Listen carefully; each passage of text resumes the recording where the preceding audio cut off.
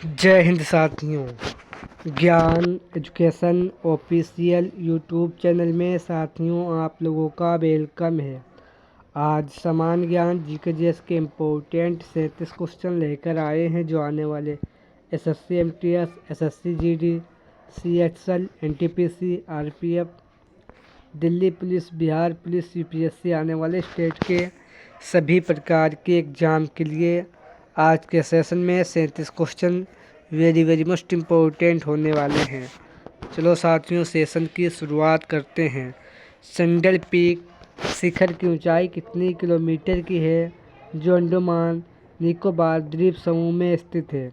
Sandal peak शिखर की ऊंचाई कितनी है जो अंडमान निकोबार पर्वत शिखर की ऊंचाई कितनी किलोमीटर की है? तो साथियों इसकी ऊंचाई सैंडल पीक शिखर पर्वत की ऊंचाई 738 मीटर की है। इसका राइट आंसर ऑप्शन नंबर साथियों सी हो जाएगा। ये आप लोगों को याद रखना है। Next question 2। माउंट थुलियार पर्वत शिखर की ऊंचाई कितनी किलोमीटर की है?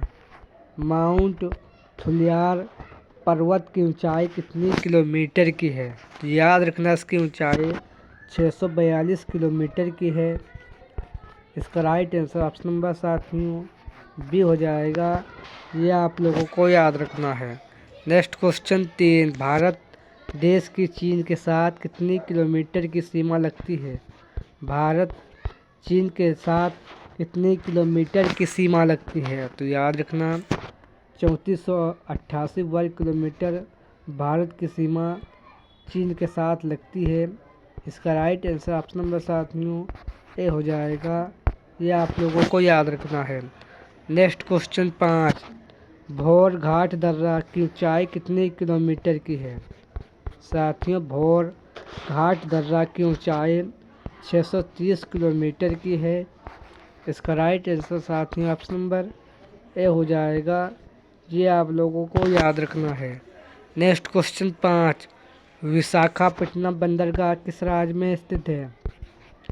साथियों विशाखापट्टनम बंदरगाह ये किस राज्य में स्थित है? तो याद रखना यह बंदरगाह आंध्र प्रदेश राज्य में स्थित है। इसका राइट आंसर ऑप्शन नंबर साथियों ए हो जाएगा। ये आप लोगों को याद रखना है। Next question 6। मेडागास्कर द्वीप का क्षेत्रफल कितना है?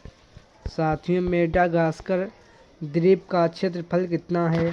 तो याद रखना इस द्वीप का क्षेत्रफल 5,000 यानी साथियों 5,87,041 वर्ग किलोमीटर मेडागास्कर द्वीप का क्षेत्रफल है। याद रखना 5,87,041 वर्ग किलोमीटर इस द्वीप का क्षेत्रफल है। याद रखना। Next question 7। लेहतसे पर्वत की ऊंचाई कितनी यानी लेहतसे पर्वत शिखर किस देश में स्थित है? साथियों लेहतसे वन पर्वत शिखर ये किस देश में स्थित है? तो याद रखना ये पर्वत नेपाल देश में स्थित है। इसका राइट आंसर ऑप्शन नंबर साथियों ए हो जाएगा। ये आप लोगों को याद रखना है। Next question 8। प्रथम विश्व पर्यावरण दिवस कब मनाया जाता है? साथियों प्रथम विश्व पर्यावरण दिवस कब मनाया जाता है? तो याद रखना प्रत्येक साथियों विश्व पर्यावरण दिवस कब मनाया गया था प्रथम बार? तो साथियों 1973 ईस्वी में पहली बार प्रथम विश्व पर्यावरण दिवस मनाया गया था। और साथियों प्रत्येक 5 जून को विश्व पर्यावरण दिवस मनाया जाता है। यह भी आप लोग याद रखना। इसका right answer option number B हो जाएगा। Next question 9।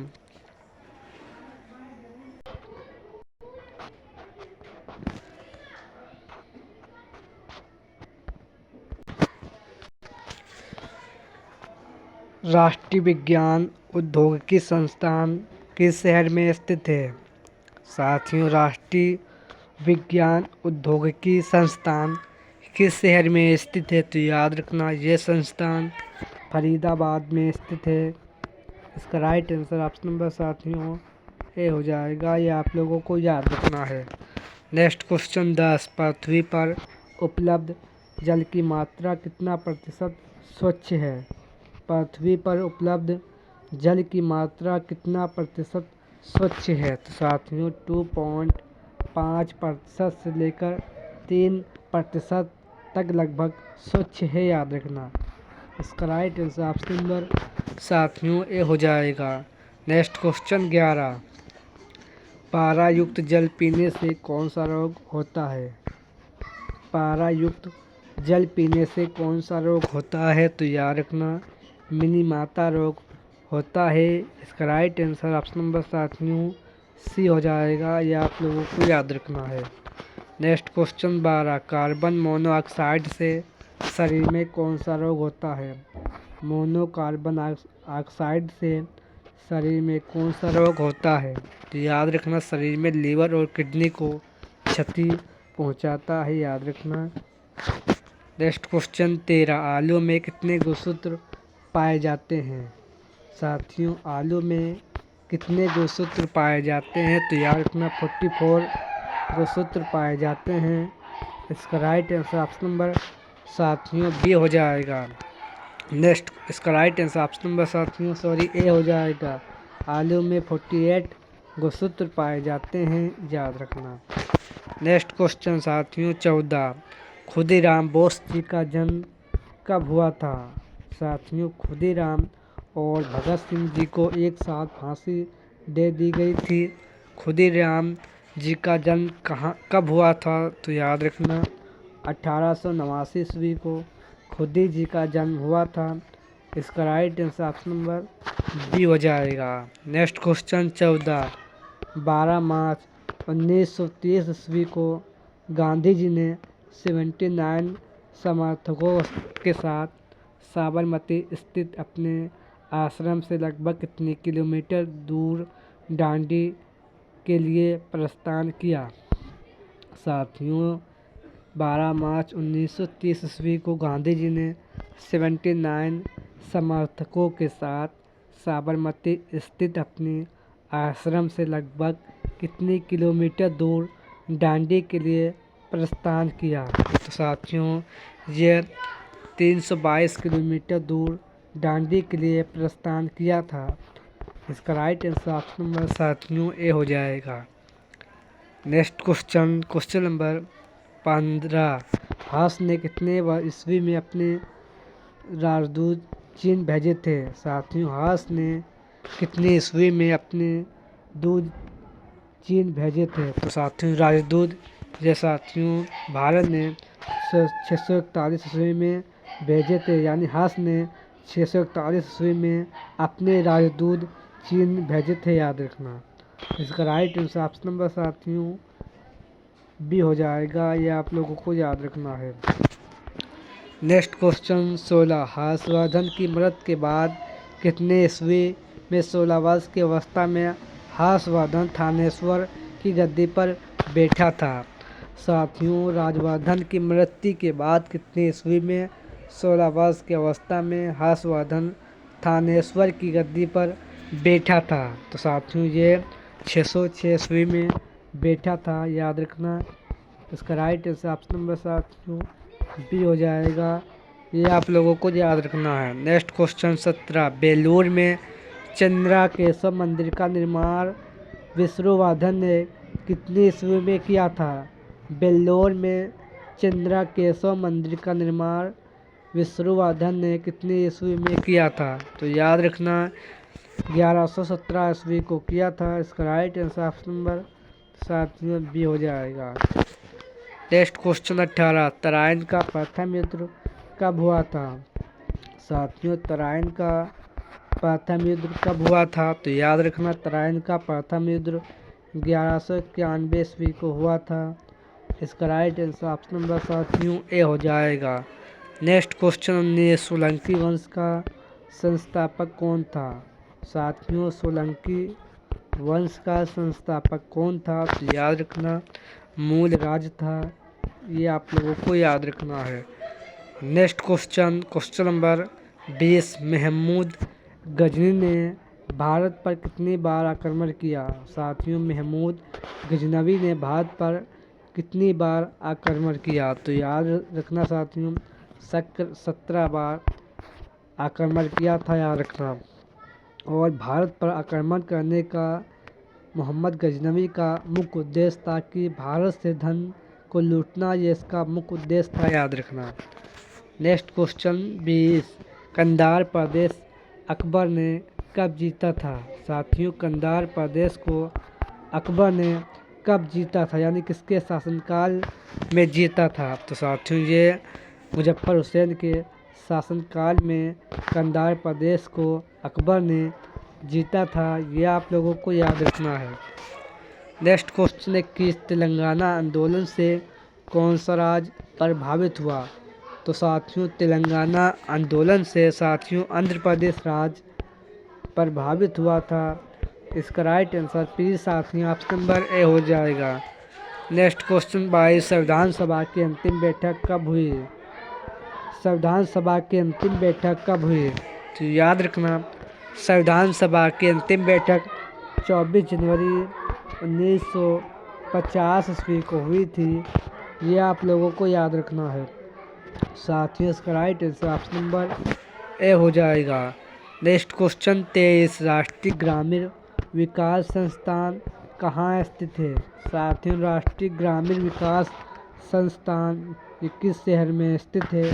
तो याद रखना, यह संस्थान हैदराबाद में स्थित है, ये आप लोगों को याद रखना है। Next question 24,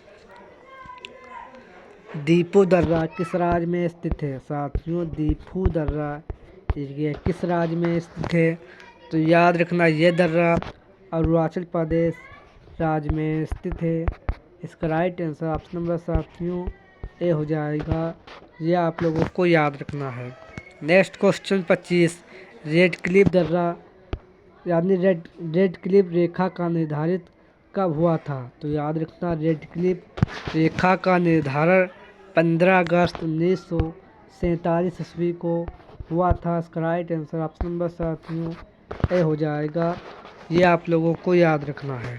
next question 25, Amarkantak मंदिर किस राज्य में स्थित है? अमरकंटक मंदिर भारत के किस राज्य में स्थित है? तो याद रखना, भारत के छत्तीसगढ़ राज्य में स्थित है, ये आप लोगों को याद रखना है। नेक्स्ट क्वेश्चन 27, ब्रेबोर्न स्टेडियम किस शहर में स्थित है? साथियों, ब्रेबोर्न स्टेडियम यह साथियों मुंबई शहर में स्थित है। इसका राइट आंसर ऑप्शन नंबर साथियों ए हो जाएगा, ये आप लोगों को याद रखना है। नेक्स्ट क्वेश्चन 28, भारत की सबसे लंबी नदी कौन सी है?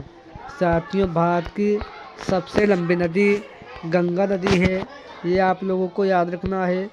इसकी लंबाई 2525 किलोमीटर की है, ये भी आप लोग याद रखना। नेक्स्ट क्वेश्चन 29, भारत की सबसे मीठे पानी की झील कौन सी है? भारत की सबसे मीठे पानी की झील कौन सी है? तो याद रखना, उलर झील है, ये आप लोगों को याद रखना है। नेक्स्ट क्वेश्चन 30, भारत में नेट जीरो लॉन्च करने वाला ये लक्ष्य कब रखा गया है? भारत में नेट जीरो लॉन्च करने का लक्ष्य कब तक रखा गया है? तो साथियों, ये 2070 तक इसका लक्ष्य रखा गया है। इसका right answer option number B हो जाएगा। नेक्स्ट क्वेश्चन 31, जम्मू कश्मीर के राज्यपाल वर्तमान में कौन है? तो साथियों, जम्मू कश्मीर के वर्तमान में राज्यपाल मनोज सिन्हा है, ये आप लोग याद रखना। नेक्स्ट क्वेश्चन 32, रेल परिवहन सीमा शुल्क और निवेश के लिए समझौता किन दो देशों के बीच हुआ? रेल परिवहन सीमा शुल्क और निवेश के लिए समझौता किन दो देशों के बीच हुआ? तो साथियों, ये समझौता भारत और स्पेन इन दो देशों के बीच ये समझौता हुआ, याद रखना। इसका right answer option number C हो जाएगा। Next question 33, South Africa T20 league के ब्रांड एम्बेसडर किसे नियुक्त किया गया है?